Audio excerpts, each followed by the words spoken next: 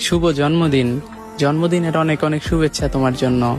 আল্লাহর কাছে দোয়া করি তিনি যাতে তোমাকে নেক হায়াত এবং সকল বিপদ আপদ থেকে রক্ষা করেন।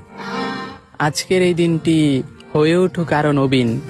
ভালোবেসে তোমাকে জানাই এগিন হ্যাপি বার্থডে। ये हवा की तेजी में कौन था, ये गुबार कौन उड़ा गया।